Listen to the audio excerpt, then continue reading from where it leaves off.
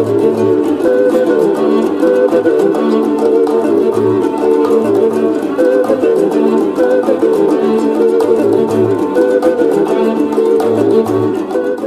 жайлоосунун кооздугу мында келген чет элдиктерди эле эмес, кыргызстандыктарды суктандырып турду.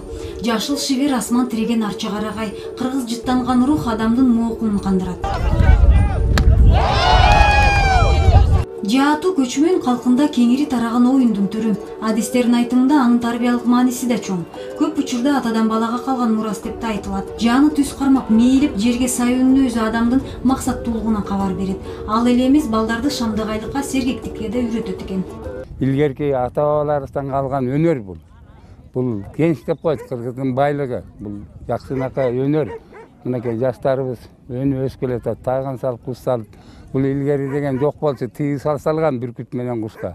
Азыр эми кичине өнүгүп келатпайбыз. Дүйнөлүк көчмөндөр оюнуна түрк тилдүү 12 мамлекеттин спортчулары катышып, аны көргөнү туристтер дүйнөнүн булуң бурчунан агылып келишти. Бул эл аралык иш-чара Кыргыз мамлекетинин беделин көтөрдү дейт Жогорку Кеңештин депутаты, Өнүгүү Прогресс партиясынын лидери Бакыт Төрөбаев. Дүйнө боюнча түрк тилдүү элдердин өкүлдөрү келип атышат.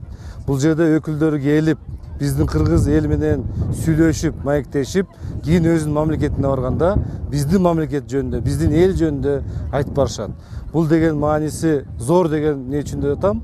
Бул биздин улуттук оюндарды кийин биз мына дүйнө боюнча таанытып, кийин бир олимпиада сыяктуу оюндарды өткөзүү боюнча максатында жетет деп ишенем да. Өнүгүү Прогресс партиясы бул тарыхый окуяга чоң маани берип, колдоо иретинде өлкөнүн 7 дубанынан өкүлдөрү келишкен.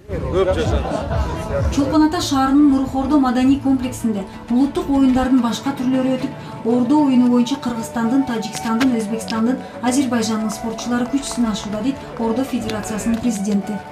Ордо оюну негизи кыргыз болуп жаралгандан баштап эле ойнолуп келаткан, кылымдарды караткан улуу оюн. Манас эпосунда дагы аябай жакшы чагылдырылган. Манас атабыз чоң казатка аттанып баратып, жолдон эс алган учурда 40 чороосун 20-20дан бөлүп алып, баягы ордо аткан көрүнүштөрү көрүнөт да. Бул ордонун эң негизгиси баягы мындай атып атпайбы?